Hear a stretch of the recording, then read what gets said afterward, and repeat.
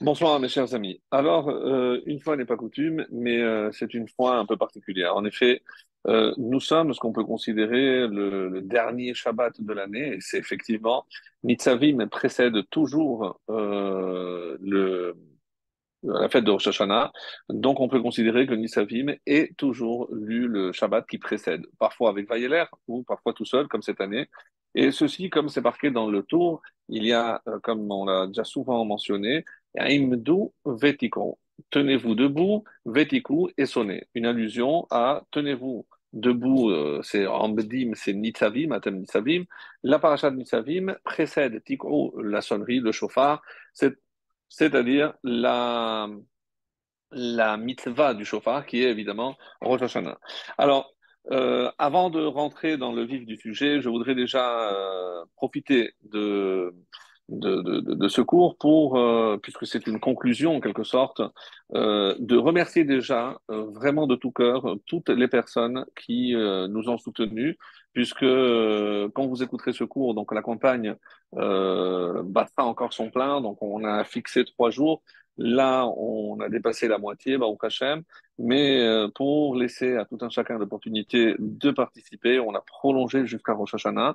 Et à la fin du cours, vous allez comprendre pourquoi on a prolongé et la phrase qu'on a rajoutée. En tout cas, voilà, je pense que les mots sont en plus une fois qu'on aura écouté ce shiur. La place que la tzedaka occupe dans la tradition juive, bien entendu, et surtout que je comprends parfaitement les personnes qui ont dit je ne peux pas donner autant, j'ai déjà d'autres engagements. Il n'y a aucun problème, bien entendu.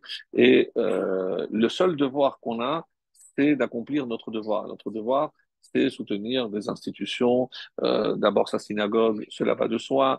S'il y a des pauvres, d'abord ces pauvres, bien que certains pensent que c'est les pauvres d'Israël.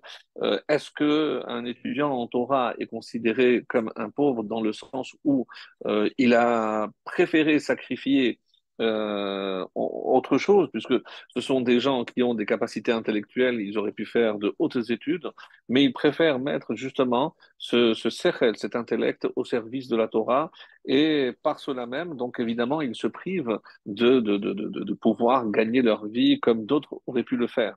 Et pour participer à ce sacrifice, donc ça c'est par rapport à, on va dire, un aspect de ce que l'on fait ici en Israël et celui pourquoi, évidemment, je lutte, c'est pour permettre à ces Avréchim qui consacrent toute leur journée et toute leur vie à la Torah, et pour prendre part à cette mitzvah qu'ils ont, eh ben, toute personne qui aide ces personnes, ces Avréchim, eh ben, ont une part dans l'étude de ces personnes. Alors, vous allez voir, c'est pour ça que je ne veux pas trop en dire, sinon, encore une fois, remercier toutes les personnes qui nous ont soutenus. Et je le disais juste avant de commencer, il n'y a pas de gros dons ou de petits dons, il y a des dons. Et les gens, des fois, sont gênés de ne pas pouvoir faire plus, mais encore une fois, Kol Nediv Libo, c'est ce que mon cœur me porte à donner, je le donne avec bon cœur, et c'est ça, c'est là où il y a la bracha. C'est pas ce que je vais donner parce qu'on me l'a arraché et qu'on m'a obligé, c'est pour ça qu'on n'oblige pas. Il n'y a pas de bracha sur la tzedaka pour la simple et bonne raison qu'on n'a pas fixé une quantité. Je ne parle pas du maaser, je parle de la tzedaka, de venir en aide à ceux qui en ont besoin. Donc, encore une fois, j'insiste parce que c'est important, remercier tout le monde et remercier tous ceux qui nous encouragent parce que par l'intermédiaire de ce cours qui est diffusé d'abord sur nos groupes, ensuite sur YouTube et sur d'autres plateformes grâce à des gens qui s'en occupent, eh ben, on peut atteindre énormément de personnes et c'est notre but de diffuser la Torah. Si vous suivez, c'est parce que je pense que ces cours apportent quelque chose. On a eu la chance, si on fait un bilan, d'être ensemble toute cette année, quasiment sans exception. Et chaque année, on renouvelle, alors que ce sont les mêmes parachiotes. Et donc, on travaille, et ceci grâce à vous, puisque si vous n'étiez pas de l'autre côté, eh bien, évidemment, on ne serait pas encouragé à préparer, à enrichir et à, encore une fois, à apporter des dimensions nouvelles à chaque fois. Et c'est ça le vrai défi. Le vrai défi, évidemment, c'est de ne pas se répéter, d'apporter toujours des éléments nouveaux, et c'est ce que je m'évertue à faire très humblement, bien entendu. En tout cas, pour ceux qui n'ont pas encore pu participer à cette campagne, on a senti que c'était un peu plus difficile, sinon beaucoup plus difficile que l'année dernière. L'année dernière, en quasiment 2 jours, on avait bouclé l'objectif. Cette année, là, on arrive aujourd'hui à la fin des 3 jours qu'on s'était fixés et on a dépassé la moitié, on est presque à 60%. Ceci dit, encore une fois, il y a plein de gens qui n'ont peut-être pas encore eu l'occasion de le faire. Et ce que je voulais souhaiter, qu'une fois qu'on va mettre cette vidéo sur YouTube, peut-être rappeler le site où les personnes peuvent cliquer pour apporter leur contribution et être partenaire donc de notre association et de nos actions. En tout cas, c'est ce que je voulais vous dire en préambule avant de rentrer dans le vif du sujet de cette soirée et remercier ceux qui feront justement cette action de nous aider et surtout de parvenir à l'objectif qu'on s'est fixé. J'espère qu'avec l'aide d'Hachem et l'aide de tous ceux qui y contribueront, eh ben, on va y parvenir. Même si on met un peu plus de temps, ce n'est pas grave, puisque c'est le budget pour toute l'année. Donc même ceux qui interviendront ou participeront en 2024, donc c'est très très bien, puisque comme vous le savez, c'est pour régler tous les mois les avril. Et donc, tant qu'on a de quoi tourner, c'est parfait. Et ceux qui participeront en cours de route, eh ben, seront toujours les bienvenus. Voilà. Les nouveautés, vous les avez vues sur notre petit film. On s'occupe énormément de jeunes et c'est une des activités principales. Et Baruch Hashem, avec des soirées de rencontres appelées speed dating, avec beaucoup de succès et j'espère pouvoir de plus en plus, puisque c'est un vrai besoin. Et donc tout ceci est possible grâce à vous, grâce à votre aide, grâce à votre soutien. Et encore une fois, la quantité importe peu parce qu'il suffirait de plus de personnes avec moins de quantité pour atteindre la même quantité, le même objectif à la fin. Donc, peut-être que c'est ça la leçon. Au lieu qu'il y ait des gens qui donnent de grosses sommes, peut-être qu'Hachem veut donner l'opportunité que chacun participe avec ses possibilités et pour être aussi partenaire de cette mitzvah. En tout cas, soyez-en remerciés et même si la semaine prochaine, je vais profiter du message de Rosh Hashanah pour vous souhaiter une très très bonne année, d'ores et déjà, je souhaite à tous ceux qui ont contribué qu'ils soient inscrits dans le livre de la prospérité, de la santé, de la vie et de la réussite. Be'ezrat Hashem, que cette mitzvah vous apporte tout ce que vous désirez pour cette année. Alors, j'étais un peu plus long que prévu et je vais m'arrêter tout de suite pour commencer, pour rentrer dans le vif du sujet, c'est-à-dire le cours sur la paracha de Nitzavim. Alors, je disais en préambule que Nitzavim est toujours lu avant donc Rosh Hashanah et ce qui fait de cette paracha la dernière de l'année en quelque sorte. Ce n'est pas la dernière du livre de Devarim, mais c'est la dernière de l'année puisque la prochaine ce sera déjà en 5784. Alors, il y a un fameux poème, un fameux texte qui s'appelle Untane Tokef. Et c'est le Rav Amnon, pour ceux qui ont des marzorim traduits en français, il y a toute l'histoire de ce sage qui malheureusement ne s'est pas empressé à faire une mitzvah et à qui on a amputé les bras et les jambes. Et il a composé donc ce texte-là extrêmement poignant et qui se termine par la phrase Utshuva, Utfila, Utzdaka, Koraim et Roa Gezerah.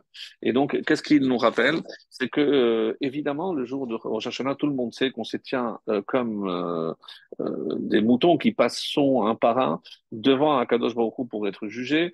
Et si jamais il y avait un mauvais décret, eh ben, il y a trois choses qui peuvent annuler, Koraïm, déchirer. Donc, même s'il y a un pétek qui est marqué coupable ou autre, on peut le déchirer. Il y a trois choses qui ont une force colossale pour pouvoir justement déchirer littéralement les mauvais décrets qui auraient pu tomber à Rosh Hashanah.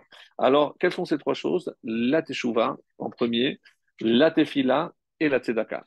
Alors, ce soir, je vais m'arrêter essentiellement sur deux d'entre elles. Puisqu'on commence par la Teshuvah, je vais dire un petit mot sur la Teshuvah. Ça ne va pas être l'essentiel. La Tefila, je dirais encore un tout petit mot encore plus petit. Et on va s'attarder sur la Tzedaka. En quoi la Tzedaka, quelle est la force de la Tzedaka, pour ainsi dire, comme on peut demander aussi quelle est la force de la Teshuvah. Mais la force de la Teshuvah, tout le monde comprend. Donc, quelqu'un qui a mal fait, il y a plusieurs types. Il y a plusieurs types de fautes, des lavines, ou des mitzvot assez. Celui qui doit mettre les tefilines, il n'a pas mis les tefilines, donc la teshuva suffit.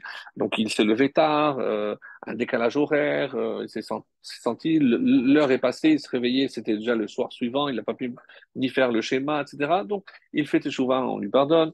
Après, c'est un lave, c'est beaucoup plus grave. Il a mangé une partie interdite. Là, donc, il faut plus, il faut Yom Kippour. Et donc, tout ça est détaillé dans les halachot. Et on comprend que je dois réparer. Si jamais j'ai mal fait quelque chose, il faut que je répare. Alors, si on doit prendre exemple de celui qui, le premier, a ouvert la voie de ce qu'on appelle la teshuva, le retour, la repentance, qui on va prendre comme modèle. Alors, avant de commencer de répondre à cette question, j'aimerais vous dire quelque chose qui, pour moi, est essentiel. C'est que souvent, on va avancer des arguments qui ne tiennent pas la route. Je m'explique. Pourquoi j'ai agi comme cela? Parce qu'il y a eu une conjonction, il y a une pression. Non, l'homme est entièrement libre. Et donc, le choix qu'il a fait ne dépend que de lui et de lui tout seul. Vous allez me dire, oui, mais il y a l'inné, il y a l'acquis, il est le résultat de ce qu'il a vécu, il y a certaines pressions sociales, etc. Tout ce que vous voudrez. Mais les pressions, c'est des éléments extérieurs. Nous, nous sommes appelés Bene Melachim, des enfants du roi. Et un prince, personne ne l'oblige à faire, puisqu'il peut tout faire. Donc, ce qu'il décide de faire, il emporte la responsabilité. Et c'est pour ça qu'on peut dire, qu'est-ce que c'est quelqu'un de mûr? En hébreu, on dit Bari Benafsho, c'est-à-dire quelqu'un qui a une santé mentale nickel. C'est qui? Par opposition à celui qui ne l'a pas. Et quelqu'un avait dit très justement, celui qui est véritablement conscient et mûr, c'est celui qui sait prendre les responsabilités de ses actes. Autrement dit, vous voyez bien qu'un enfant ne va jamais dire oui, c'est moi qui ai fait, c'est moi qui ai pris, parce qu'il faut une notion de maturité qu'un enfant n'a pas. Et quelqu'un, même adulte, qui refuse cette prise de conscience, cette prise de responsabilité, eh ben, c'est la preuve de son immaturité. C'est comme un enfant. Il fait non, c'est pas moi, il cache. Donc, à quoi on joue devant Hachem? Donc, nous, on a la responsabilité de tout ce qu'on a fait. Et donc, c'est ça. Qu'est-ce que c'est la teshuva? Elle commence à partir du moment où j'assume mes actes. Pourquoi? Parce que je ne vais pas commencer à chercher des éléments extérieurs qui ont fait que j'ai pris une mauvaise décision, qui m'ont obligé à personne et rien n'oblige. Vous allez me dire, oui, mais il y a quand même, lorsque je conduis, je ne peux pas faire n'importe quoi. Évidemment, mais je peux aussi sauter un feu rouge, hein, avec des conséquences que ça peut entraîner. Autrement dit, et c'est tout l'exemple, et on va voir pourquoi on va parler de Teshuvah, parce que la paracha de Nitzavim est considérée comme la paracha de la Teshuvah. En effet, il y a, par exemple, au chapitre 30 de cette paracha, donc on est dans Nitzavim, vous allez voir ce que le texte dit, donc juste au début. Vehaya, donc, vraiment le début du chapitre 30. Vehaya ki yavo alecha kol hadevarim haele haberacha ve'haklala. Donc, c'est faisant suite à la paracha précédente de Kitavo, où on a vu qu'il y a des brachot qui nous attendent, mais il y a aussi l'inverse des klalot, des malédictions. Et donc, je vous lis directement. Lorsque te seront survenues toutes ces choses, c'est-à-dire la bénédiction ou la malédiction, que j'ai placées devant toi, tu les considéreras dans ton cœur au milieu de toutes les nations où tu auras exilé ton Dieu. Donc ça annonce déjà l'exil. Donc ne pas chercher des causes, les causes de l'exil, c'est les fautes du peuple juif.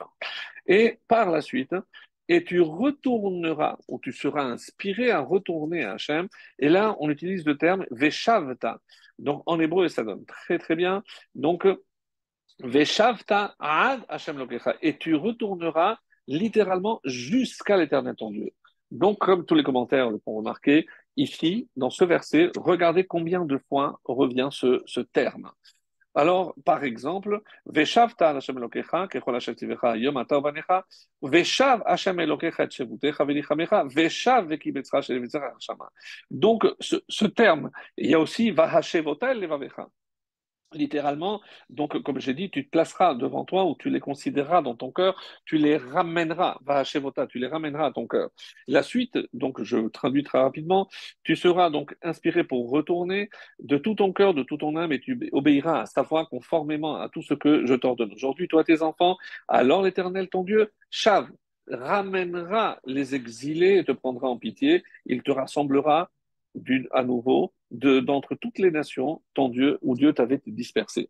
Donc il y a ici une conséquence directe.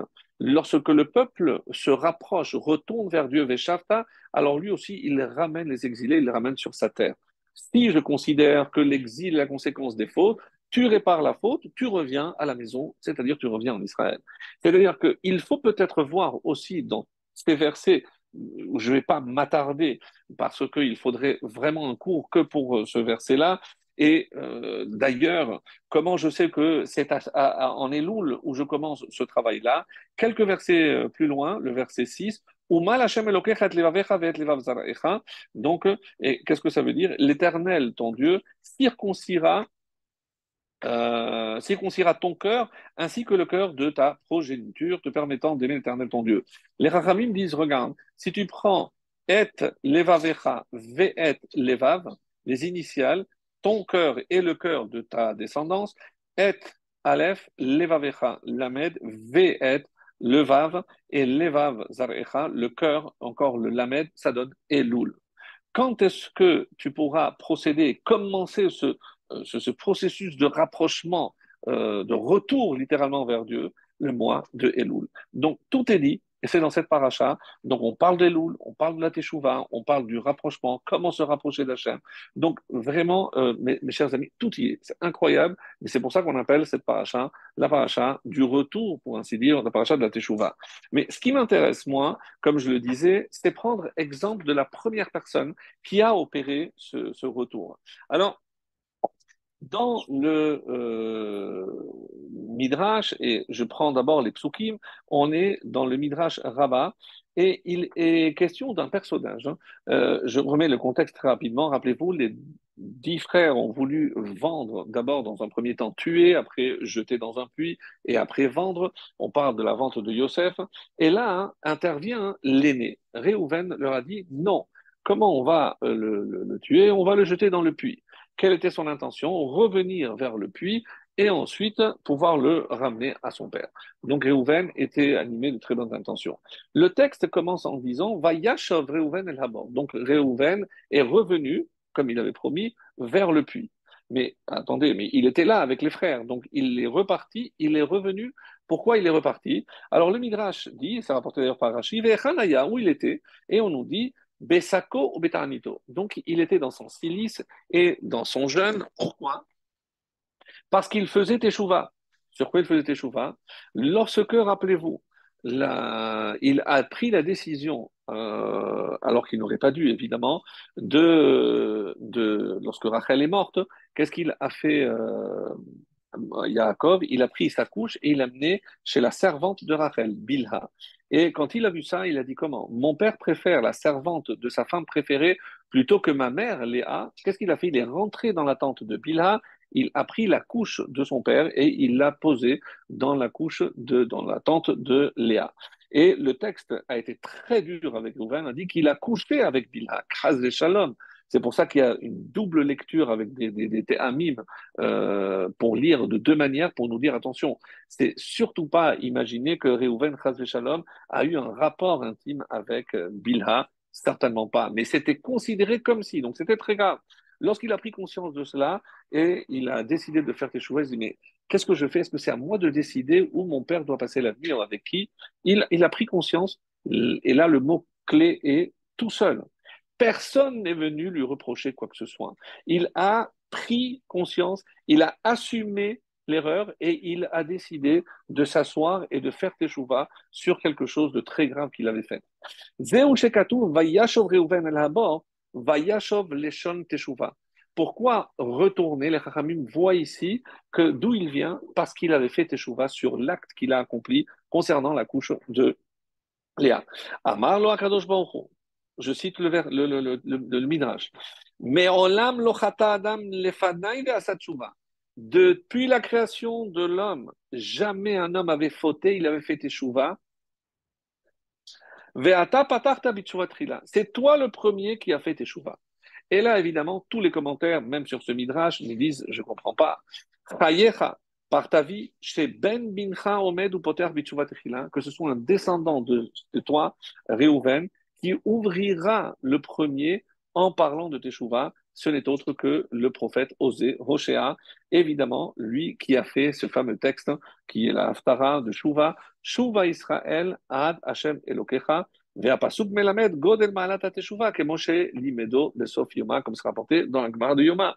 Et donc on apprend que c'est un descendant de Réhouven qui a eu ce mérite de parler de Teshuvah parce que son ancêtre Réhouven est le premier. Alors, il y a un commentaire qui s'appelle le Maharzou sur le Midrash, il dit, mais je ne comprends pas. Mais on a dit que Caïn avait fait Teshuvah, on a dit que même Adam a fait Teshuvah, d'autres ont fait Teshuvah avant lui. Comment on a attendu Réhouven pour être le premier qui a fait Teshuvah? C'est ce qu'il va dire. Ça dit Rioun, je ne comprends pas, il faut une explication. Comment on dit, ben Midrash, on dit que Caïn a fait Teshuvah, ce que je viens de vous dire, Adam Arishon, comme c'est rapporté dans le même Midrash. Vayetse Caïn milifne Hachem, il est sorti de devant Hachem, d'où il est sorti? Yatsa Samea, il est sorti content. Quelqu'un à qui on a pardonné une dette vis-à-vis d'Hachem, évidemment une dette ici dans le sens d'une culpabilité par rapport à ses actes. Chaque fois qu'on dit sortir vers Dieu, ça exprime la joie d'avoir été pardonné. Alors, Pagabo Adam Arishon, on dit qu'au moment où Caïn est sorti de devant Hachem, Adam l'a vu, il a vu qu'il souriait, il était content. Je dis, mais d'où tu viens? Il lui a dit, mais pourquoi tu es content? Qu'est-ce qui s'est passé avec le jugement avec Hachem? Et il lui a dit, ah, si tu étais teshuva, oui, j'ai fait teshuva et Hachem m'a pardonné. Et il crie Adam Arishon, mais ta père un panav. Alors il s'est dit, mais comment? Il faut que je me secoue, je me réveille. Pourquoi? Car Kochash el Teshuvah, quoi, c'est ça la force de la Teshuvah.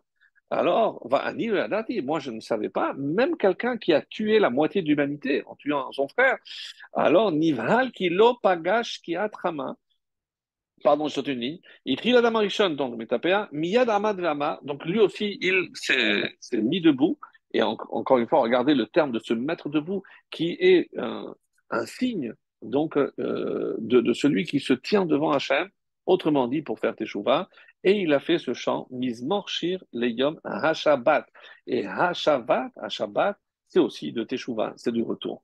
Alors, dans le traité de Avodah Zarah, on dit, le jour où Adam a été créé, Kevan Sheshakara Laframa, le vendredi, donc le soleil qui devait se coucher, alors il a été étonné. Je dis, mais pourquoi Hachem enlève le soleil? Lui, il n'avait pas vu ce processus. Il a dit, est-ce que c'est à cause de ma faute? Il a commencé à paniquer, il a dit quoi? Le monde va être détruit à cause de ce que j'ai fait. Amar, Oili, Bishvil, Shesarachti, c'est parce que j'ai fauté que Dieu va replonger le monde dans l'obscurité. Olam Chashur, Baadi, à cause de moi. Veyarzol Olam Leto Wabo, donc Dieu va ramener le monde au chaos. Vezohi Mita Sheniknesa, c'est ça la mort, la destruction totale. Aya Yoshev Beta'anit Uboche Kol Halayla.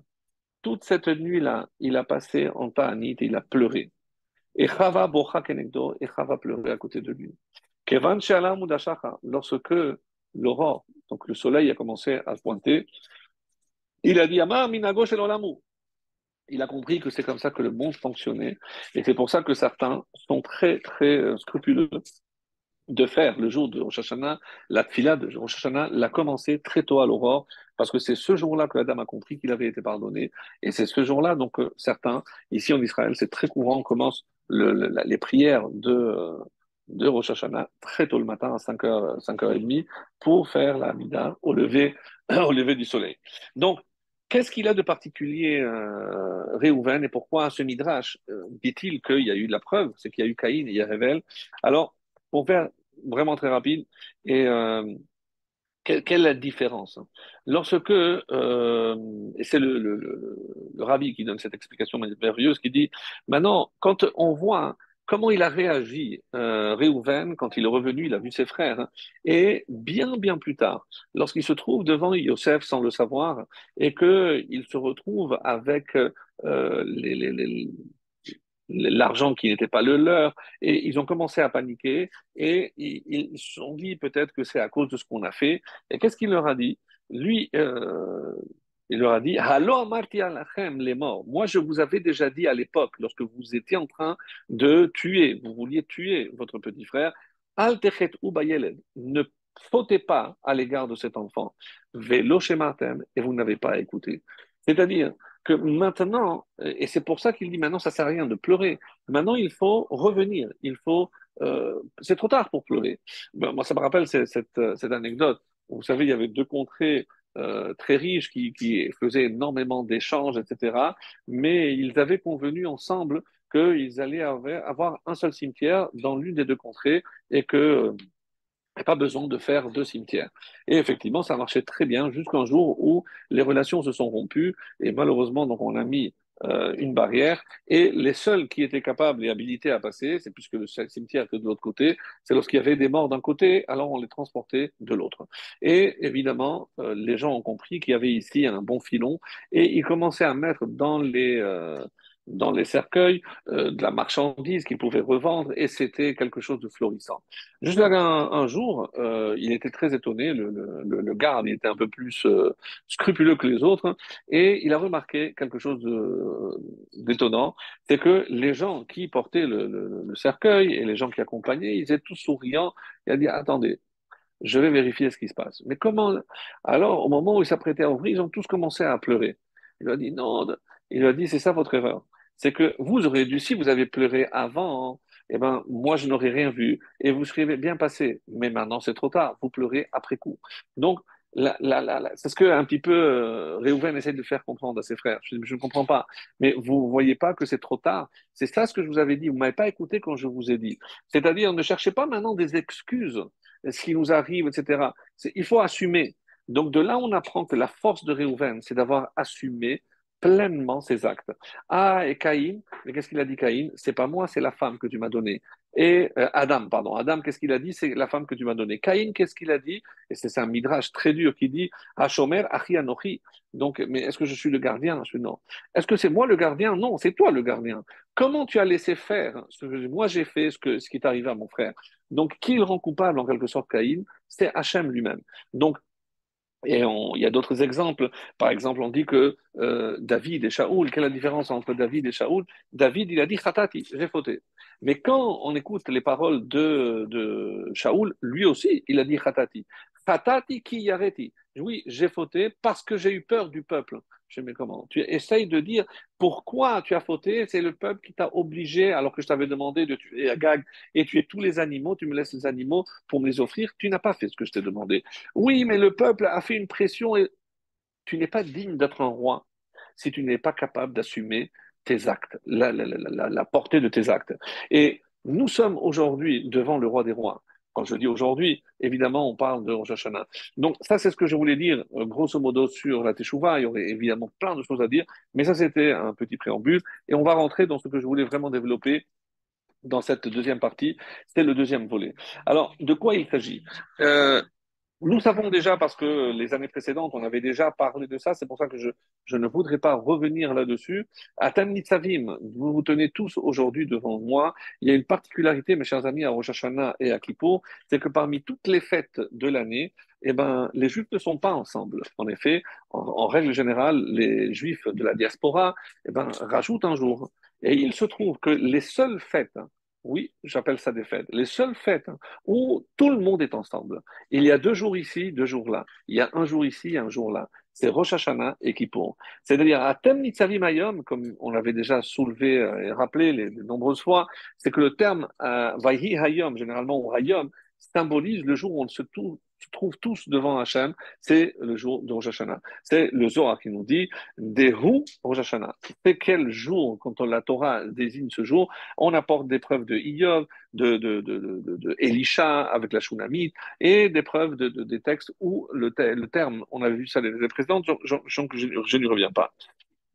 Et alors, il y a, pour revenir à Yosef, un verset où on dit aussi que Yosef est sorti du puits à Rosh Hashanah. Et qu'est-ce qui est dit dans le texte? Vahi keayom, vayavo Yosef la asot melarto. Et c'est fut comme ce jour-là, quel jour? Rosh Hashanah, où il est venu faire son travail.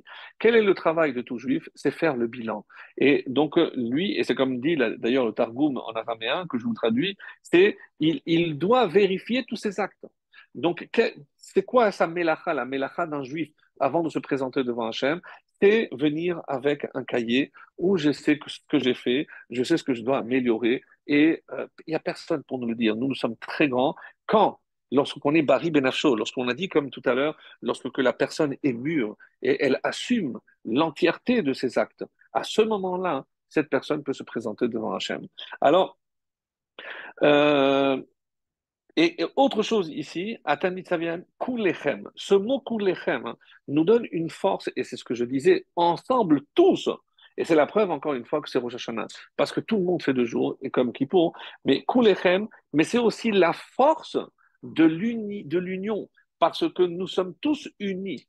Et c'est comme ça que le Zohar va dire, mes chers amis, comme vous le savez, qu'il y a deux jugements, et ce qu'on appelle Dina Kashia et Dina Rafia, donc le jugement souple et le jugement sévère. Quel est le jugement qui est strict?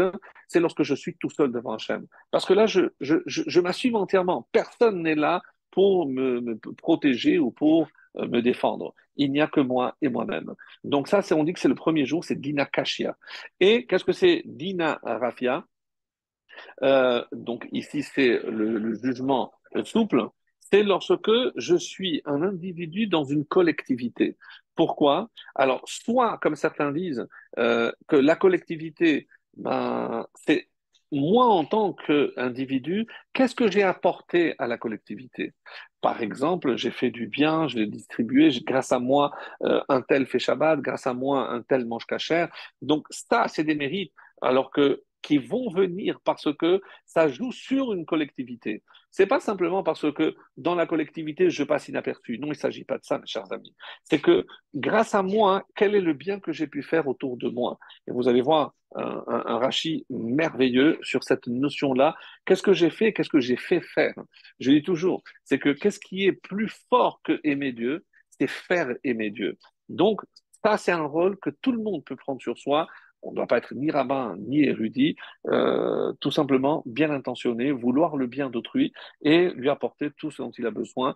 Qu'est-ce que c'est un pauvre? C'est le pauvre qui ne connaît pas la Torah. C'est ça. Si je considère que la Torah est la plus grande des richesses, apporter la Torah à quelqu'un, même en petite dose, c'est le plus grand bonheur et la plus grande richesse que je peux apporter à quelqu'un.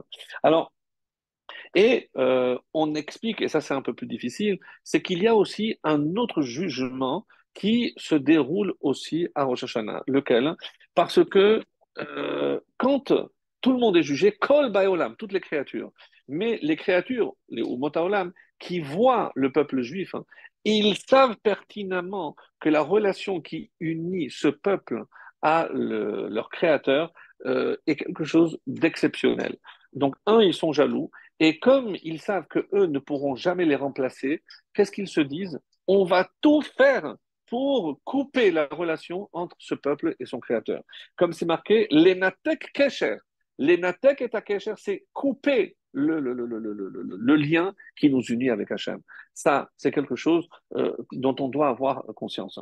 Alors, le, juste pour revenir donc par rapport à ce que je voulais vous dire et pourquoi il y a la force du clal de la collectivité. L'exemple qui est donné par le Midrash, c'est si je prends plusieurs roseaux en même temps et je les mets tous ensemble, il sera impossible de les casser. Mais si je prends un roseau tout seul, il est très très simple de le casser, de le briser. C'est-à-dire que quand on est ensemble, c'est le mérite de chacun, Kol Israël Arevim Zelazé, donc chacun venant avec ses propres mérites, et c'est ça qui va nous protéger lorsque on est à Bouddha. Et c'est par quoi va se terminer toute cette période? Par une agouda, par justement un rameau. De quoi s'agit-il? C'est de mettre ensemble quatre espèces, ces quatre espèces qui représentent les quatre types de juifs, pour nous dire que on est tous ensemble. Et qu'est-ce qui nous a fait mériter d'être tous ensemble? Parce que comme on a tous été jugés ensemble et que c'est grâce à ça qu'on est là, eh ben, on veut montrer à Hachem qu'on va effacer nos différences et on va tous être ensemble, celui qui a plus, celui qui a moins, celui qui sait plus, celui qui sait moins, peu importe, on est tous ensemble pour se réjouir devant Hachem. Donc, maintenant, la question qui est posée, le terme de Atam Nitzavim, vous vous tenez tous, vous tenez droit, fixe. Et il y a une notion de koma, en hébreu, zekufa. Donc, se tenir littéralement la tête haute. Lorsque je ploie sous mes épreuves, sous les charges, peu importe, alors on dit qu'on est kofef. Kofef, c'est courbé. Et la bracha qu'on fait tous les matins, qu'est-ce que c'est? Zokef, kefufim. Il redresse ceux qui sont pliés, courbés, parce que, comme si Hachem nous allégeait de cette charge pour nous permettre de nous tenir en bonne forme et tout droit. Donc, de notre côté, quand on parlera dans ma de Rosh Hashanah, quel type de chauffard il convient de prendre, on nous dit qu'il faut prendre un courbé. Pourquoi? Parce que ça symbolise le sentiment que tout juif doit avoir le jour de Rosh Hashanah, quand on va être jugé, on est courbé, on vient plier devant un Kadosh Baruch Hu. Alors attention. Donc là, le texte me dit que je dois être la tête haute. Et là, on me dit que je dois être courbé. Donc, est-ce qu'il n'y a pas ici une contradiction? Et chaque fois qu'il y a le terme de Nitzavim, généralement, Vayitiatsevu betarti tahar, le Balatourim va nous faire remarquer que la première fois que ce terme apparaît, on se tenait devant ou en bas de la montagne, c'était pour nous dire qu'on allait recevoir la Torah. Donc, Nitzavim, qu'est-ce qui nous permet d'avoir la tête haute? C'est la Torah. Donc, pourquoi au Hashanah, je tenterai ou je serais tenté de venir la tête courbée? Parce que je sais que je viens avec des fautes, tout simplement. Donc, je n'ai pas à avoir la tête haute parce que je sais que j'ai fauté. Alors, il y a une autre explication très jolie aussi. Donc, comment? Lorsque je sais qu'il y a un jugement et que je sais qu'il y a des fautes, donc forcément, je me sens un peu amoindri devant Hachem. Alors, il y a une autre question que les Chachamim posent aussi très belle. Quand à Rosh Hashanah, on nous dit, regardez les Umot HaOlam, les nations, lorsque elles ont un jugement, ils sont angoissés, ils s'habillent en noir. Et nous, qu'est-ce qu'on vient? On vient en blanc, on mange, on boit, comme une fête. Alors, est-ce que ce n'est pas un peu contradictoire? C'est comme le fait de oui, pleurer ou ne pas pleurer. On ne sait plus finalement sur quel pied danser. Donc, est-ce que finalement je dois manger et être content? Ou alors, non, si je dois être courbé, plié, je sais que les livres de la vie et de la mort sont ouverts devant un chêne. Tous ceux qui ont quitté ce monde pendant cette année, c'était déjà décidé à Rosh Hashanah. Donc, c'est une véritable angoisse. Comment je peux m'asseoir, manger tranquillement? C'est difficile à imaginer. Alors, c'est pour ça qu'il y a marqué que pourquoi je peux manger, boire et m'habiller? Parce que je sais que Hachem fera un est, écoutez bien le mot, Dieu fera un miracle et je serai acquitté. Comme Adam est sorti ce jour-là, Bechanina, avec le pardon, nous aussi on sera acquittés. Mais qu'est-ce qu'on est en train de dire? Que pour être acquitté, il faut un est, il faut un miracle. Oui, parce que sans miracle, on ne serait pas acquitté. Alors, mais on ne doit pas compter sur un miracle. Comment? Et si Hachem nous fait un miracle, qu'est-ce qu'on dit? Il y a un terme qui dit Menakim Oto Misericordiatal. C'est-à-dire que tous les mérites qu'il a, lorsque Dieu est obligé de lui faire, obligé, non, bien sûr, mais lorsque Dieu va faire un miracle pour lui, eh ben, ça écoule tout son stock de mérites. Parce que maintenant, avec ce miracle que je t'ai fait, eh ben, tu n'as plus de cartes dans ta main. Alors, on ne comprend pas. Mais d'un côté, on me dit que c'est un miracle. D'un autre côté, on me dit qu'il y a ça. Alors, il y a une réponse très jolie qui dit la chose suivante. Lorsqu'il y a une possibilité de ne pas recourir au miracle et que je le fais, à ce moment-là, je perds tout le mérite. Si on dit qu'à Rosh Hashanah, la seule façon, le seul moyen de s'en sortir, c'est par un miracle, il n'y a pas d'autre moyen, mes amis. Vous avez entendu, pour être acquitté à Rosh Hashanah, le seul moyen, c'est qu'Hachem veuille bien nous faire un miracle. Et ça paraît incroyable. C'est-à-dire, tous les efforts que l'on fournira ne suffiront pas à être acquittés du jugement de Rosh Hashanah. Donc, on compte sur ce miracle. Et quand il y a un autre moyen, alors je dis non, mais là, c'est le seul moyen pour s'en sortir. Et une autre question intéressante qui s'inscrit évidemment dans ce que je viens de dire, c'est que on dit que à Rosh Hashanah, alors que c'est considéré malgré tout comme un jour de fête, la preuve c'est que je peux manger, etc., mais je ne fais pas le Hallel. Et pourquoi? Alors les Malachim sont allés voir à Dieu. Ils sont allés voir Hachem, je lui dis Hachem, on ne comprend pas pourquoi ils font pas Hallel. Je dis comment? Le livre de la vie et de la mort sont ouverts devant moi et vous voulez qu'ils chantent? Comment imaginer qu'ils peuvent chanter alors que le livre de la vie et de la mort sont ouverts devant moi? Je dis oui. Alors c'est le Malachim qui pose ça. Alors je ne comprends pas. Alors le livre de la mort et de la vie sont ouverts, mais malgré tout, on mange, on boit et on est content parce qu'Hachem va nous acquitter. Alors comment on va résoudre cette question-là? Donc, un Hallel, c'est vrai qu'il n'y a pas de halal, mais on mange. Donc, apparemment, c'est une contradiction. Et comme je disais, finalement, est-ce qu'il faut avoir la tête haute ou il faut être courbé? Alors, il y a une réponse magnifique. Et vous avez remarqué que le jour de Rosh Hashanah, il y a aussi un événement majeur. On en a parlé il y a 2 semaines, si mes souvenirs sont bons. C'est que c'est le jour du couronnement d'Hachem. Donc, lorsque je me présente devant Hachem pour le couronner, je ne peux pas venir contrit avec en faisant la tête. Mais pourquoi? Parce que ça voudrait signifier que je ne suis pas content du roi ou je ne suis pas content d'être devant le roi. Qu'est-ce qui a marqué dans le verset? Ubne Tzion yagilu bemalkam. Et les fils de Tzion, nous, yagilu, ils se réjouiront bemalkam de leur roi. Et le psaume que l'on chante avant la sonnerie, la tequilla, je vais dire, avant la sonnerie de chauffard, Zameru l'Elohim, Zameru. Chantez pour Hachem, chantez. J'ai dit, mais pourquoi moi chanter? Parce que je suis heureux. Oui, je chante. Je chante parce que je couronne Hachem. Je suis content d'avoir Hachem comme roi. Et ça, c'est la première phase.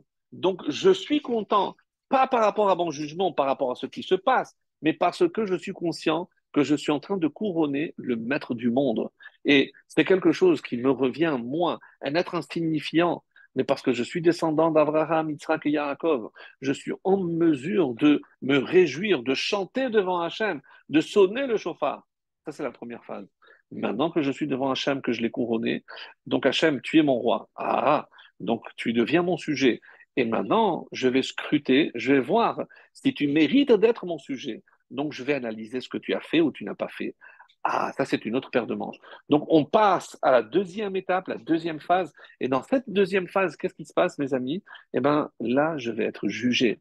Donc, là, c'est le moment de courber. Ça, c'est le moment de... Donc, je sonne le chauffard et après, je baisse la tête et je m'incline devant Hachem pour accepter sa sentence, accepter que peut-être que je n'ai pas été digne de lui comme roi parce que mes actes, mon comportement contredit le mérite d'avoir un roi comme lui. Et c'est ça ce qui est tellement beau, mes amis. Et ça explique finalement cette contradiction où on a du mal à comprendre comment se tenir devant Hachem.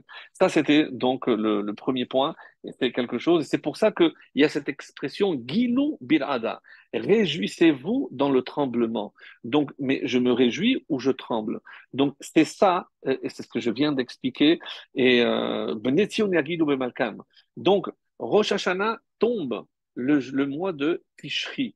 Et nos sages, avec cette finesse extraordinaire. Tishri, c'est les mêmes lettres que Tashir, comme Az Yashir, Tashir, tu chanteras. Donc tu chanteras, le mois de Tishri, tu es censé chanter. Comment chanter? Oui, parce que tu dois être content, parce que Hachem est ton roi, parce que tu vas le couronner et tu dois venir content. Tishri, c'est Tashir. Oui, mais avec une certaine limite. Pas le Hallel, pas de débordement, mais lorsqu'il s'agit de couronner Hachem, je dois me réjouir pour mon roi. Et c'est la raison, la seule raison pour laquelle je peux me réjouir à Rosh Hashanah. Et comme je sais que c'est un roi magnanime, qu'on lui a demandé de s'installer dans le trône de Rachamim, qu'il ne soit pas dur avec nous, et on peut compter sur sa miséricorde et sur son chesed, sur sa bonté. Alors, Par rapport à cela, donc, on a déjà expliqué, et maintenant, je voudrais arriver sur le thème que je voudrais développer d'ici la fin du cours, et c'est ce que j'avais commencé dans mon introduction à vous dire, mes chers amis. Alors, il y a une allusion qui est faite ici, puisque on veut tous accumuler des mérites. Donc, on est à quelques jours, même pas moins de 2 semaines avant Rosh Hashanah. On s'apprête à vivre le dernier Shabbat. Qu'est-ce que je dois faire avant Rosh Hashanah pour avoir du mérite en plus pour Rosh Hashanah? Alors, les Rahamim ont vu ici dans le mot Nitavim. Nitavim. Donc, c'est 5 lettres. Nun, Tzadik, Bet, Yud et Mem. Alors, je vais le dire lentement, mais comme ça vous allez comprendre. Et on nous dit que c'est des initiales. C'est quoi les initiales? Nun, Noten, Tzadik, Tzedaka, Bet, Baseter, Yud, Yinatzel, Mem, Midin. Je vais traduire maintenant. Celui qui, Noten, donne la Tzedaka, Baseter en secret, en cachette, Yinatzel, Midin, il sera sauvé du jugement. Les Rachamim nous disent quelle est la puissance de la tzedaka? C'est de nous éviter d'être jugés durement, avec Midat Hadin. Quoi, la tzedaka? Oui, nous savons, parce qu'on dans le livre de Michelet, déjà, le roi, le roi Shlomo, Salomon nous avait dit, tzedaka tatil mimavet. C'est la tzedaka qui peut sauver de la mort. Alors, ben, évidemment, le sens simple, c'est que si il y a un vrai pauvre qui peut mourir parce que qu'il n'a vraiment rien à se mettre sous la dent, alors avec ce que je vais lui donner, ben, je suis en train de lui sauver la vie. Donc, tzedaka tatil mimavet. Ça, c'est le sens simple. Mais certains disent non. Celui qu'on sauve de la mort, c'est pas le pauvre, c'est celui qui donne la tzedaka. Est-ce que vous vous rappelez ce qu'on avait dit? Et ça, je ne l'ai pas lu, mais je me permets de le dire en mon nom propre. On avait dit, Ushmartem et hamatzot. Vous garderez, vous prendrez soin des matzot. On avait dit, ne lis pas matzot, mais mitzvot. Et la semaine dernière, on avait dit que c'est 3 lettres ou 4 plutôt, matzot, c'est les initiales des mitzvot essentiels sur lesquels il faut mettre l'accent en le mois de Elul. Ce sont la mezouza, pour ça que c'est bien de vérifier, tzadik, le tzitzit, et vetav et les tfilin. C'est ce qu'on avait expliqué. Mais quand je prends le mot matzot et j'enlève le mot, la lettre tzadik, il reste même vav tav, mavet, la mort. C'est-à-dire le tzaddik que je mets à l'intérieur sauve de la mort. Quand je mets le tzaddik de tzedaka dans le mot qui veut dire mavet, mort, eh ben je sauve de la mort. Et tzaddik, c'est quoi, mes amis? C'est la tzedaka. Celui qui fait la tzedaka, il est sauvé de la mort. Pas le pauvre, lui-même. Parce que même s'il y avait un décret, je reviens à ce qu'on avait dit par rapport à Ontane Tokef, le Rabbi Amnon de Magensa, et lorsqu'il a dit que la tzedaka, elle peut sauver de la mort et déchirer un mauvais décret, c'est la tzedaka que moi je vais faire. Donc, plus je vais faire de la tzedaka, plus j'aurai des mérites pour qu'il n'y ait pas de mauvais décret sur moi. Alors, regardez maintenant ce qui est dit dans le traité de Rosh Hashanah, un texte très beau qui mérite d'être lu. Je vais lire très rapidement. Amar Rabbi Yitzhak, nous sommes dans la page Tet Zayin Amud Bet, de Rosh Hashanah, la page 16. Et voilà ce qui est dit. Ve'amar Rabbi Yitzhak a dit, Arba devarim mekareim gezar dino shel adam. Il y a donc 4 choses. Alors, nous, on a vu 3, mais il y a 4, c'est marqué ici, qui peuvent déchirer le décret, un décret funeste qui pèse sur un homme. Elohen, et les voici. La première qui est citée, Tzedaka. Traité Rosh Hashanah. Qu'est-ce que la Tzedaka vient faire ici? Parce que c'est ça qui peut annuler un mauvais décret. La Tzedaka, dans la charité, Te'aka, la plainte, Shinui Hashem, le changement de nom, Veshinui Maaseh, et le changement d'action. Après, l'Agmara dit, mais d'où on le sait, on apporte des preuves, je vous invite vraiment à lire, et on apporte des psukim pour montrer. Alors, je prends la première. Pourquoi? Et d'où je sais que la tzedaka peut déchirer un décret. Et quel est le verset qu'on dit? C'est justement celui, pour aller voir, Michelet Proverbe, chapitre 11, verset 4, qui dit, Dirtiv tzedaka tatil mimavet. Car la tzedaka, la charité, sauvera de la mort. La tzedaka, la plainte, c'est la prière. Dirtiv vaïsaku el Hashem batzad lahem. Alors ils gémirent aux oreilles d'Hachem. dans leur détresse et Dieu les a sortis de la mauvaise posture. Shinui Hashem, c'est par rapport à Sarai et Sarah. Et enfin, Shinui Maaseh, le changement, on dit que Dieu a vu leurs actions qu'ils avaient. Vayinachem Elokim ve'etara'a asher bel asot lahem. Et Dieu, c'est en quelque sorte, il s'est ravisé du mal qu'il était sur le point de leur infliger. Donc, dans un premier temps, on voit ici que la tzedaka est citée en premier, mes amis.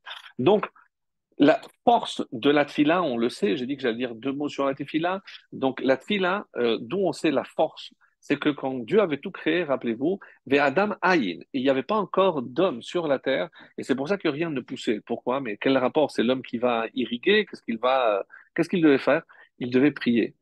Tant qu'il n'avait pas prié, il n'y avait rien, il n'y a pas de vie sur terre. C'est la prière est la source de la vie pour la terre, pour l'homme et pour l'humanité. Donc ça, c'est la force de la prière, où on sait que, comme on va le voir dans Brachot 32, regardez 32 Hamoud Bet, la Gemara qui dit, Amar Rabbi Eliezer, Miyom Shecharav Bet Hamikdash, depuis que le Bet Hamikdash a été détruit. Nifseka Chomat Barzel Ben Israël Aviyam Shamayim. Depuis ce jour-là où le temple a été détruit, il y a un mur de fer qui s'est interposé entre Israël et leur père qui est dans le ciel. Shene Emma, comme c'est marqué, Vata Karlecha Machavat, donc c'est cité dans le prophète Yecheskel. Et donc, et par la suite, qu'est-ce que on a dit ici? Et on va voir aussi. Donc, de là, on apprend que comment je peux percer si il y a un mur de fer entre moi et Dieu, mais quelle est la force? Alors, je ne suis pas dans la métallurgie, mais tout le monde comprend que le fer, vous savez, il n'est pas inébranlable. Donc, comment je peux déformer ou changer la forme du fer? Eh bien, il y a deux façons. La première, c'est à travers la chaleur, le feu. Le feu peut déformer. Et l'autre, c'est des matières acides qui peuvent aussi perforer et déformer le fer. Alors on dit c'est exactement la même chose. Regardez jusqu'où les Chachamim vont. Donc la prière va se fracasser contre ce mur de fer. Donc qu'est-ce qu'il faut faire justement pour briser ce mur de fer, pour que ma prière passe? De quoi elle est dotée cette prière? Et on a dit que toutes les portes étaient fermées sauf celle des larmes. C'est la suite dans la Gemara, donc je gagne du temps parce que j'ai encore d'autres choses à dire. Donc là, dans la tfila, il faut la chaleur. C'est quoi la chaleur? C'est pas une prière monotone. La chaleur, elle vient du cœur. Donc, si je sais faire, m'efforce pour prier avec chaleur, alors je vais briser cette muraille de fer qui empêche que je puisse m'adresser directement à Hachem. Et il faut aussi, on va dire, un élément chimique. On dit que le sel est corrosif. Et où se trouve le sel dans l'homme? Dans ses larmes. Et vous avez tout compris. Donc, c'est quand on dit que la porte des larmes n'a pas été fermée, parce que c'est celle qui est capable de perforer cette muraille de fer pour que ma prière atteigne le Créateur et qu'il puisse me concéder ce que je lui demande. Donc voilà, mes chers amis, donc pour la tchouva, on a vu la force de la prière. Et on va revenir maintenant à la tzedaka et on va terminer avec ce point-là. Alors, lorsque on a expliqué que ces portes-là, toutes les portes ont été fermées sauf celle-ci, c'est pour nous inciter donc à pleurer. Et donc, si à la question est-ce qu'on doit oui pleurer ou non à Rosh Hashanah, c'est dans la prière uniquement que je peux prier, je peux pleurer. Pas ailleurs, parce que on vient de dire qu'il faut manger, il faut boire, il faut se réjouir, parce qu'on est confiant en Hachem. Mais lorsque je suis devant lui, là, je peux verser des larmes, parce que c'est des larmes qui sont provoquées par la chaleur de ma tefila pour percer cette muraille de fer et permettre à ma tefila, à ma prière, d'atteindre son objectif. Alors, un autre enseignement qui est tiré d'un livre qui s'appelle le Kolbo Toutier. Donc, c'est un recueil de halachot. Et qu'est-ce qu'il nous dit? Que la veille de Rosh Hashanah, il y a certaines coutumes. On peut trouver ça aussi dans le Kitzur Shulchan Aruch, on parle de ça. Alors, il y a trois choses qu'on a l'habitude de faire la veille de Rosh Hashanah. Mit anim, on jeûne. Alors, vous avez certainement entendu parler des gens qui jeûnent la veille de Rosh Hashanah. C'est-à-dire cette année, le vendredi, il y en a qui disent qu'il faut avancer. Pour ceux qui veulent jeûner toute la journée, il faut jeûner le jeudi. ou alors ceux qui ont l'habitude de jeûner la moitié de la journée, mais marquer le jeûne, parce que c'est comme ça que le symbole de la Teshuvah, c'est le jeûne. Et là, après, il rappelle Tzedakot Gedolot, faire de grandes mitzvot de Tzedaka, pas des pièces, des billets. Tzedakot Gedolot, qu'est-ce que ça veut dire Tzedakot Gedolot? Donc, vraiment, quand on parle d'œuvres caritatives, mais très importantes. Mais comment? Et on va poser même la question, mais celui qui n'a pas, comment il fait?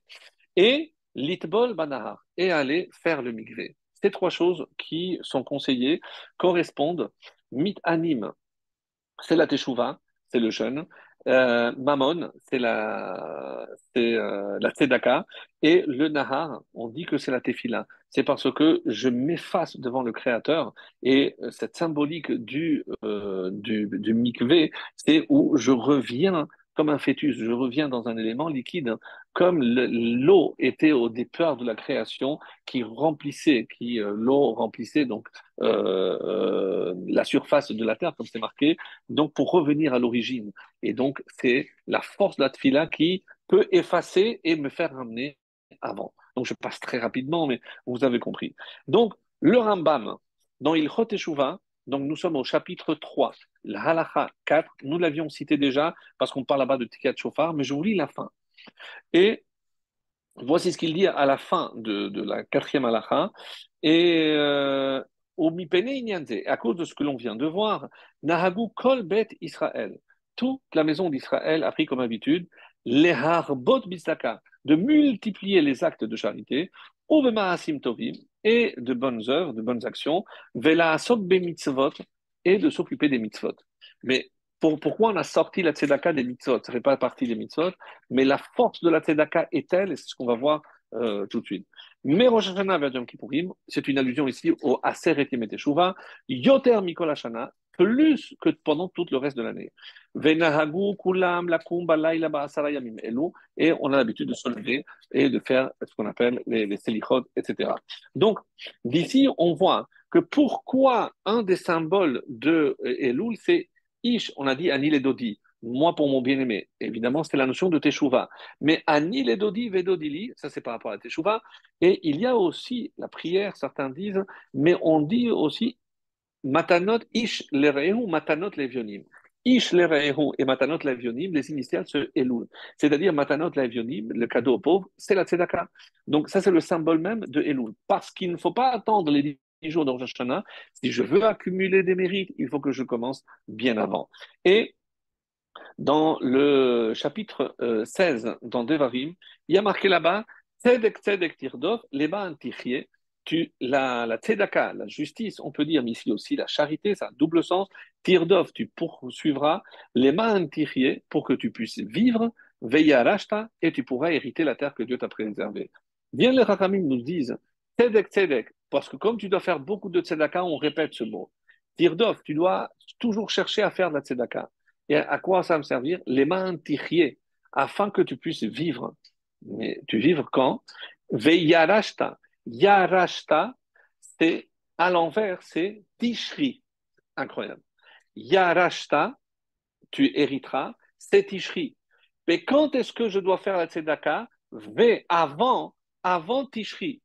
Parce que si tu fais avant Tishri, les mains antichiées, lorsque tu seras jugé, tu viendras avec le mérite de la tzedaka. C'est incroyable comment les Chachamim sont arrêtés sur chaque mot, sur chaque remèze, sur chaque allusion que je peux trouver. Et on ne s'arrête pas là. Le psaume 65, on dit Palag Elohim Malemayim. Hachem a divisé l'eau. Et les Chachamim ont dit Palag Elohim. Il a séparé Hachem. C'est la même valeur numérique que Tzedaka. Pourquoi? Parce que la Tzedaka Elohim, c'est Midat Adin. La Tzedaka peut couper le din, peut amoindrir, atténuer la force de la justice et de la rigueur. Voilà, mes amis, tout ce qu'on peut dire. Alors, euh, dans un midrash qui est Shimoni, qu'est-ce qu'on doit faire? Les himalet mina yisurin. Donc, il y a un grand texte, mais je ne peux pas, parce que je vais aller à l'essentiel. Donc, qu'est-ce qui est dit? Qu'est-ce que je dois faire pour me sauver les himalets, éviter les yisurin, les épreuves? il y a un sok bitzdaka. Et on ne comprend pas. Il s'occupera de tzedaka. Ok, d'accord, mais quel rapport? Alors, et c'est là où le Midrash a posé la question, Veimen lo mamon, mais celui qui n'a pas d'argent, comment on peut imaginer, alors et celui qui n'a pas d'argent, il mérite les épreuves qui vont lui tomber dessus parce qu'il n'a pas pu aider d'autres. Écoutez bien, si on n'a pas la possibilité de donner, on doit aider et faire en sorte que d'autres donnent. Pour moi, ça a été révolutionnaire. C'est-à-dire, par exemple, je vais m'occuper d'une caisse de tzedaka pour ramasser des fonds pour aller aider les pauvres. Donc, si je ne peux pas donner de moi-même, ben, je vais aller collecter. Oui, mes amis, ça a le même mérite. Et celui qui va collecter pour venir en aide aux nécessiteux dans tous les sens du terme, eh ben, il sera sauvé des Issourim, il n'aura pas d'épreuve. Je ne sais pas si on peut imaginer la force, et on ne comprend pas pourquoi. D'où vient cette force de la tzedaka? C'est incroyable. Vous allez voir, on va y arriver. Et on dit que c'est dans Rabbeinu Yonah, un livre qu'on a l'habitude de lire en ce moment-là, c'est Sha'arei Teshuvah de Rabbeinu Yonah, attribué à Rabbeinu Yonah. On dit que qu'est-ce qu'il y a de plus fort que la tzedaka? C'est Gemilut Hasadim. Pourquoi? Parce que la tzedaka, je peux la faire qu'avec l'argent. Gemilut Hasadim, évidemment, la bienfaisance, je peux le faire avec l'argent, mais je peux le faire aussi avec mon corps. Par exemple, je vais être bénévole dans telle ou telle association qui vient en aide pour distribuer, pour aller collecter des fonds, etc. Donc, je donne de mon temps, de mon énergie, de ma force, et plus que de mon argent. Et c'est pour ça qu'on dit que la Gemlut Chassadim, la bienfaisance, est supérieure à la Tzedaka elle-même. Donc, on a trouvé quelque chose qui est encore plus supérieur. Et donc, comme on va le voir d'ailleurs dans l'Haftara que je vous invite à voir, mais ça, je vous dis que le thème central de l'Haftara de Kippour, c'est pas la tchouva. C'est quand même curieux. Non. Ve'ala tzidkecha lefanecha. Et la tzedaka que tu auras fait va marcher devant toi. Donc tout le thème central de la Haftara de Kippour, si on a le temps, les jours suivants, on y reviendra. Mais le thème central, c'est la tzedaka qui vient devant toi lorsque moi je vais venir pour être jugé. Qui c'est qui me précède pour me protéger et pour m'apporter des mérites, c'est la tzedaka que j'ai faite. C'est comme ça que c'est marqué. Alors on se demande, mais pourquoi? Parce que c'est Mida Keneged Mida. Toi, tu as sauvé quelqu'un des besoins, alors maintenant, de quoi tu as besoin? Eh bien, moi, je vais te sauver. Tu as sauvé quelqu'un de la mort, c'est la katatil mimavet. Eh bien, même si tu avais d'autres décrets, eh bien, moi, je vais aussi te sauver. C'est ce qu'on appelle Mida Keneged Mida, mesure pour mesure. Ça, c'est la manière que Dieu a de juger ces sujets. Alors, pour revenir maintenant et essayer de comprendre pourquoi, qu'est-ce qui se passe, pourquoi la Tzedaka a pris une telle importance. Mes amis, n'oublions pas que le jour de Rosh Hashanah, c'est la date anniversaire de la création de l'homme. Donc, on sait que chaque fois qu'on repasse sur la date, il y a une conjonction, j'allais dire des constellations, tout ce que vous voulez, mais qui va recréer l'événement majeur qui a eu lieu cette même date, il y a du coup 5784 ans à ce Rosh Hashanah. Et qu'est-ce qui s'est passé? Dieu veut créer l'homme, Naas et Adam. Et là, on arrive, les Malachim, on sait qu'il y a deux groupes, ceux qui vont être pour, ceux qui sont contre. Et c'est le roi David dans son psaume qui dit Chesed ve'emet v'ikashu, la bonté et la vérité se sont rencontrées. Tzedek ve'shalom, la justice et la paix, Nachakou se sont embrassés. Et là, on dit c'est en fait une allusion aux quatre Malachim. Le, le malach de la vérité, il a dit, mais comment? C'est un homme qui ne sait que mentir. Le mensonge fait partie de sa nature. Tu ne peux pas le créer. Le shalom, là, mais il n'est que dispute. Comment tu vas créer un être pareil? Donc, deux disent non. Là, le chesed, la bonté a dit, il est capable aussi de bonté, crée-le. Et le tzedek, la justice, la tzedaka, il a dit, oui, l'homme est capable de tzedaka, donc tu peux le créer. Qu'est-ce que Hachem a fait? Il a pris le chesed et il l'a jeté à terre. Emet me eret titzmar, initial Emet. Emet, la vérité sortira de la terre. À quoi ça fait allusion d'après nos Chachamim? C'est lorsque, qu'est-ce que c'est Emet? Torah Emet. Donc on va attendre que la Torah vienne de la terre. C'est la Matan Torah au Sinaï. Et c'est à ce moment-là, évidemment, que le Emet sera fixé pour l'homme ici-bas. Donc, pourquoi maintenant Dieu a préféré enlever le Hémet qui avait dit non pour qu'il y ait majorité? Donc, il y a deux contre un. Il y a Chesed et Tzedek contre le Shalom. Donc, c'est bon. Pourquoi il n'a pas laissé le Hémet et il a enlevé le Shalom? C'est une question. On aurait eu deux contre un aussi. Alors les Rachamim me répondent, pour vous montrer à quel point toutes les questions sont posées, parce que on sait très bien quel est le Kéli qui reçoit pour recevoir la bracha. Le seul Kéli pour recevoir la bracha, c'est le Shalom. S'il n'y a pas de Shalom, il n'y a rien d'autre. Donc j'ai pas besoin de tzedaka, j'ai pas besoin de chesed, j'ai besoin de rien. S'il n'y a pas le Shalom, il n'y a rien. Donc le Shalom qui est marzik avec le Emet, hein, donc ils ne s'entendent pas bien. Parce que si je dis toute la vérité, il ne peut pas y avoir un Shalom.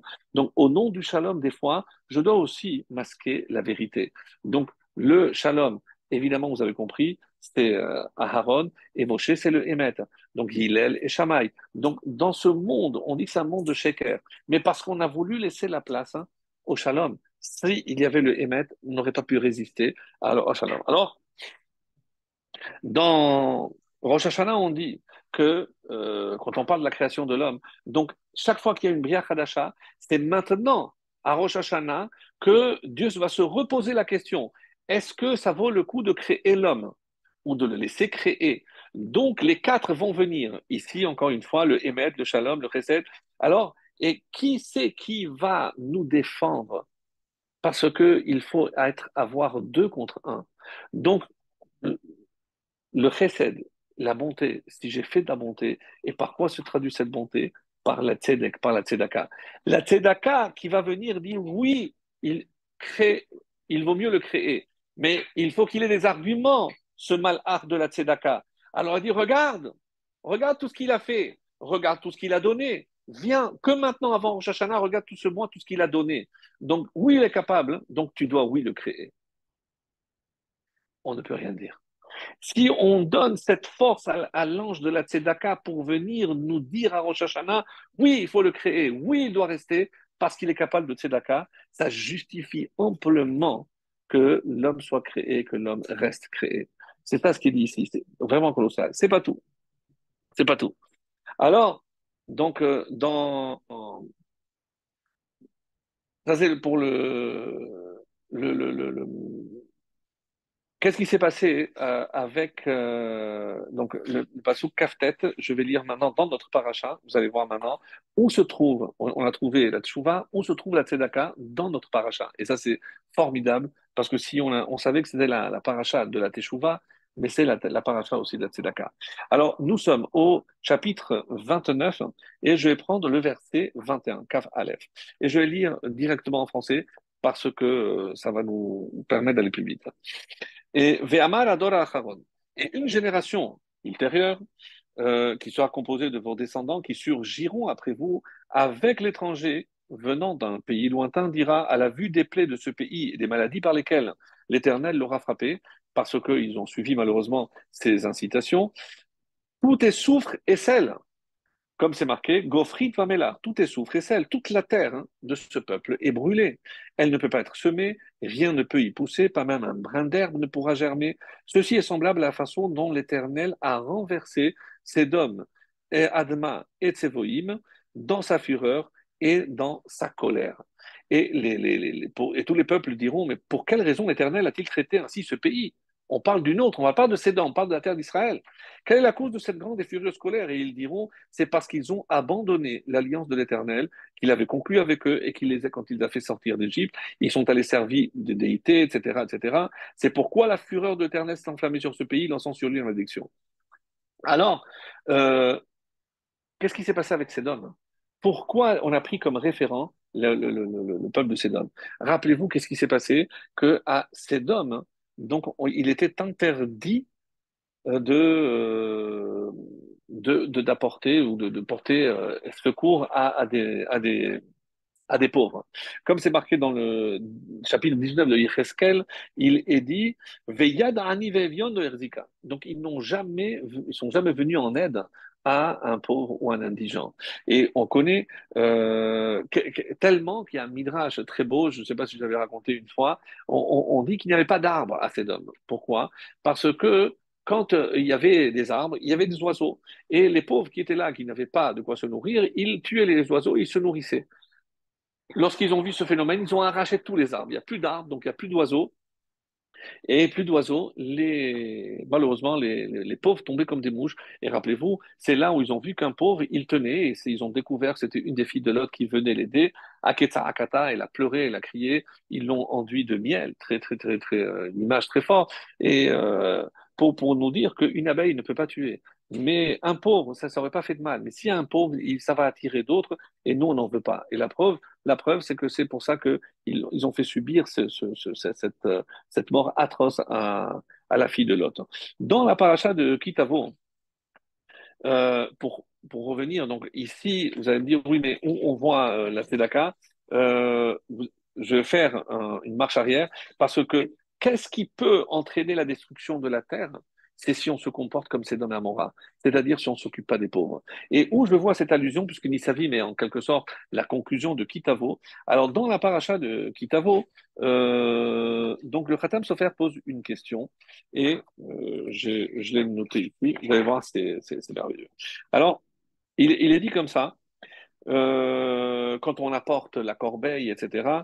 Donc, tu vas déclarer devant l'Éternel ton Dieu, j'ai enlevé de ma maison, j'ai prélevé toutes les dîmes que tu m'as demandées. Je n'ai rien consommé au cours de mon affliction quand j'étais tamé, et je n'ai rien prélevé non plus en état d'impureté. Je n'ai pas non plus utilisé pour les morts. J'ai obéi à l'Éternel mon Dieu. J'ai agi conformément à tout ce que tu m'avais prescrit. Et qu'est-ce que Dieu m'avait prescrit? Alors, on va voir la suite. Comme il dit juste avant. Et Vegam netativ la Lévi la guerre. Donc, et j'ai remis également aux Lévites, aux prosélytes, à l'orphelin et à la veuve, conformément à tous tes commandements, que je n'ai pas transgressé tes commandements et je n'ai rien omis. C'est-à-dire, qu'est-ce que je mets en avant? Que j'ai partagé avec le Lévi, qui n'a pas de quoi se nourrir si je l'aide pas, le guerre, le yatom, ve'lalmana, ve'achelu, bish alecha, ils mangeront à tes portes, ve'saveu, ils pourront se rassasier. Ve'amarta lifnei Hashem, et à ce moment-là, tu peux faire cette déclaration devant Hachem. Alors, Rashi pose la question suivante. Qu'est-ce que ça veut dire? Shama'ati, Bekol Hashem Elokai, j'ai écouté la voix de Dieu. Haviotiv, le Bet Abechira. Tu m'as demandé d'apporter ces fruits jusqu'à Yerushalayim, jusqu'au temple, je suis venu. Afiti Kechol Hashem Tivitani. J'ai fait tout ce que tu m'as dit. Qu'est-ce que tu m'as dit? Samarti, je me suis réjoui. Vefimarti, et j'ai fait que d'autres se réjouissent. C'est-à-dire, ça suffit pas que je suis content de ce que j'ai, mais j'ai aussi partagé cette joie avec d'autres. Comment? En partageant ce que j'ai avec la pauvre, avec le pauvre, avec l'orphelin, avec la veuve. Donc, je suis venu en aide. Donc, samarti et simarti. En hébreu, je me suis réjoui et j'ai fait que d'autres se réjouissent aussi. Et à ce moment-là, je peux déclarer la suite de ce verset extraordinaire. Hashkifa mimeon kotchecha. Donc, nous sommes au verset 16. Et je dis à Hachem, en ce jour, l'Éternel ton Dieu, non, voilà, Ashkifa, c'est le verset 15, pardon. Le verset 15 qui dit, Ashkifa, mimeon kochecha, tu jettes sur nous un regard. Et généralement, Ashkifa, comme Rachid l'avait dit au sujet de Sédom, justement, c'est Vayashkif, où ils ont jeté un regard. Et là-bas, on dit que tout l'Ashkifa, le jeu, quand Dieu jette un regard, c'est quelque chose malheureusement pour punir, sauf celui-là. Hashkifa ici, et là-bas, Rachid nous dit, nous envoie ici, non, dans celui-là, c'est le seul. Hashkifa jette sur nous un regard bienveillant depuis ta sainte demeure. Mimeron kochecha, minashamaim, du ciel. Pourquoi cette répétition? Uvarech et amecha Israël, et bénis pour que tu bénisses ton peuple, Israël, et le pays que tu nous as donné, comme tu l'as juré à nos ancêtres, un pays où coule le lait et la miel. Alors, Rachid, écoutez ça, c'est Hashkifa, regarde, contemple. Ah, si nous, maché, gazarta nous, on a fait tout ce que tu nous as demandé. Maintenant, maintenant, toi, tu dois faire ce que nous, on. Quoi? Pardon? Je vais répéter. Nous, on a fait ce qui nous incombait. Maintenant, c'est à toi de faire ce que tu dois faire. Mais on parle comme ça à Hachem. On lui dit quoi faire. Parce que tu as dit, et là, Rachid dit, parce que tu as dit, si on t'écoute, alors, ve natati, gishmechem, je donnerai la pluie. Donc, nous, on a fait ce que, maintenant, c'est à toi de faire. Mais le Khatam Sofer, entre autres, pose la question, mais comment on parle comme ça à Hachem? Comment je peux m'adresser à Hachem de cette manière-là? Alors, qu'est-ce que c'est Méron? Alors, dans le traité de Chagiga, on nous dit qu'il y a, c'est à la page 12 B, voilà ce que dit Rav Yehuda. Rav Yehuda dit, Shener Rekaimhem, il y a deux cieux, et plus loin on dit, Resh Lakish dit non, il y en a sept. En effet, il y a sept niveaux de ciel. Écoutez bien. Alors, comment il les nomme? Donc, Ve'elohen, les voici. Je ne vais pas m'arrêter sur tout. Vilon, c'est rideau. Rakia, firmament. Shechakim, moulin, comme des moulins. Zévoul, c'est une résidence. Maron, cinquième, demeure. Mahon, une réserve. Aravot, plaine. Je ne vais pas, après, il explique les versets, ça. Simplement pour que vous reteniez ça. D'où tu dois jeter un regard, miméon. Méon, c'est le cinquième. Je ne sais pas si vous avez retenu. C'est l'avant-avant-dernier. Il y a Méon, il y a Mahon et Aravot. Donc, Mahon, c'est le cinquième. Mais où se trouve Hachem? Si déjà on commence, ben, Dieu, le plus haut, Vilon. Qu'est-ce que je suis en train de lui dire? Hachem, descend de là-haut et descend à Méon pour nous envoyer une baracha. Mais comment je peux parler? Qu'est-ce que je peux dire à Hachem? Je dis quoi faire? Alors, on dit comme ça, Shkifa. Qu'est-ce que le Kliyakar? Quelque chose de magnifique. Il nous dit quoi? Pourquoi ce Méon? Et il donne là-bas l'explication. Pourquoi pas Zévoul? Pourquoi pas un monde supérieur? Pourquoi c'est de Méon?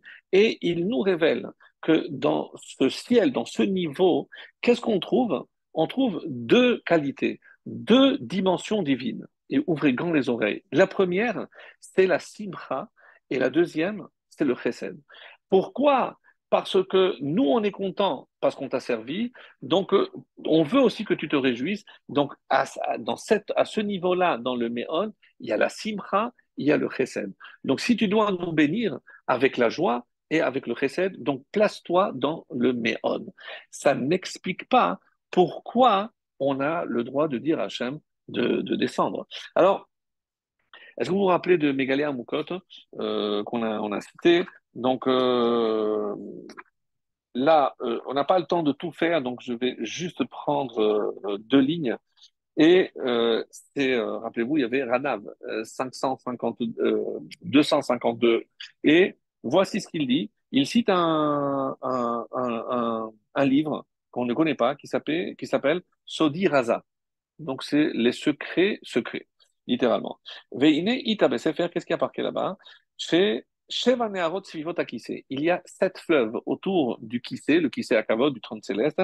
Vesheva Kisaot Yeshlo, les Sheva Rekirim. Et ça correspond aux sept cieux, les sept cieux que nous, on vient de voir. Nikra Kissé, Nora, etc., etc.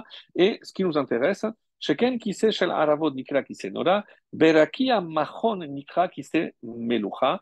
Et dans le Berakia Maon, donc le ciel qui s'appelle Maon, le cinquième, qui c'est Tzedek. Comment s'appelle le trône d'Hachem? C'est Tzedek. Ledati rajoute ici le Megalé Amukot, des soda pasuk qui a sita mishpati vedini yashavta lekise shofet Tzedek. Donc dans Tehillim 9, le verset 5. Donc d'après moi, c'est ça l'allusion à ce verset, que Dieu va nous juger avec bonté et pas avec rigueur. Alors, de quoi est-il question ici, mes chers amis? On dit euh, c'est pour arriver à la fin, il y a par exemple, et c'est dans Michelet, le verset 19, celui-là il faut que je vous le lise, regardez ce qui est dit, et ça servira pour notre conclusion. Dans le verset 17 du chapitre 19, il est dit, celui qui a pitié du faible prête à Hachem. Donc ici, malvé l'Hachem. Qu'est-ce que ça veut dire qu'il a pitié du faible? Ça veut dire qu'il a Ani, l'indigent, celui qui aide le faible, et celui-ci lui rendra son bienfait. Donc ici, les Rahamim s'arrêtent sur ce Michelet. Il dit que ça veut dire que celui qui aide un pauvre, par exemple, je sais que quelqu'un a vraiment besoin parce que il est dans la panade. Alors je vais aller, je vais lui donner, écoute, tu as besoin, voilà, 500 euros, va faire tes courses pour Rosh Hashanah. Très bien. À qui j'ai donné ces 500 euros, mes amis? Eh ben, aux pauvres. Qu'est-ce qu'est en train de dire le Michelet? Qu'est-ce qu'il dit le roi Shlomo? Je dis non, malvé l'Hachem. Non, non, non, non. Ces 500, c'est comme si je les prêtais à Hachem. Vous avez entendu? Je prête à Hachem. Alors, quand maintenant je vais venir pour exiger mon dû, je ne vais pas venir chez le pauvre, puisque qu'est-ce qu'il a dit Hachem? Non, quand tu donnes au pauvre, c'est comme si tu me prêtes à moi. Très bien. Donc maintenant, je dois être remboursé. Hachem, j'ai prêté 500. Il faut que tu me les rendes. Mais quand il y a un différent entre le prêteur ou le créancier, qui on va suivre normalement? Eh ben, c'est celui, d'habitude, c'est celui qui est accusé. Mais ici, c'est le malvé, c'est-à-dire celui qui a prêté, parce qu'il vient exiger que l'autre lui rende son dû. Donc, qui est le prêteur ici? C'est nous. Et à qui on a prêté? À Hachem. Donc, écoutez ça, c'est incroyable. Donc, qu'est-ce qu'on est en train de dire? Que celui, quand par exemple, on a un différent, c'est celui qui a, par exemple, la force de son côté ou le droit de son côté, c'est moi, parce que c'est moi qui ai prêté, c'est moi qui décide dans quel tribunal on peut aller, et l'autre, il doit suivre. C'est-à-dire, moi, par exemple, je dis non, on va pas aller à Jérusalem, on va aller à Natania. Je connais un rabbin là-bas et je veux être jugé là-bas. L'autre doit suivre. Donc, moi, j'ai la force d'exiger où va se passer le jugement. Moi, parce que j'ai prêté. C'est-à-dire que la force de la tzedaka fait que je peux dire à Hachem, descends. Quoi? Oui, je te demande de descendre où? Miméon, Kochecha. Je veux que tu ailles dans Méon. Et pourquoi là-bas? Parce que là-bas, c'est le chesed et c'est la simcha. Et c'est ce qui a marqué, pour répondre à ce Rashi, à ce Khatam Sofer, mais on peut dire à Hachem ce qu'il doit faire. Oui, parce qu'il nous a donné la force. Parce que tout ce que j'ai donné aux pauvres, tout ce que j'ai fait comme tzedaka, c'est un prêt que j'ai fait à Hachem, mes amis. Je sais pas si vous imaginez. Et donc, je suis en droit de venir maintenant dire à Hachem, Hachem, tu dois me rendre mon dû. Et comment? Eh bien, tu te débrouilles. Et il va venir avec la simcha, parce qu'il est content, lui aussi, parce que tu as rendu quelqu'un content. Qui? Ce pauvre à qui tu as donné. Au pauvre, tu as donné, tu ne prêtes pas. Mais quand tu donnes à un pauvre, tu prêtes à Hachem. Et Hachem tient parole. C'est-à-dire qu'Hachem rend toujours ce qu'on lui prête, mes amis. C'est ça la force de la tzedaka. Et maintenant, on comprend que, comme on dit, euh, qu'est-ce que c'est le kahal? Nous, on utilise, nous les Marocains, on utilise, on adore ce mot. Qu'est-ce que c'est le mot kahal? C'est l'assemblée. Mais qu'est-ce que c'est kahal? Lorsqu'on est tous ensemble, c'est kadosh hayom la donnez-nous. Donc, quand on se présente devant Hachem, on est kadosh hayom, le jour de Rosh Hashanah, la donnez-nous devant Hachem. Parce que, avec tous les mérites qu'on a accumulés, on peut venir devant Hachem, on peut venir content, on sait qu'Hachem nous rendra tout ce qu'on a fait. Et c'est pour ça que, pour que Hachem nous juge favorablement avec chesed et que je puisse ressentir cette joie, il n'y a que la force de la tzedaka. Tout ce que je vais donner en tzedaka, c'est le mérite le plus extraordinaire qui soit. Et c'est pour ça que c'est la période idéale, comme vous disait le Rambam. Qu'Hachem fasse que par ce mérite extraordinaire de la tzedaka, on soit tous acquittés le jour de Rosh Hashanah, qu'on soit toujours du côté de ceux qui pourront venir en aide aux autres, parce que ça nous donne la force d'exiger d'Hachem de nous le rendre en bien. Qu'on soit tous inscrits dans le livre de la vie, de la bonté et de la richesse, la vraie richesse, mes amis. Shana Tova.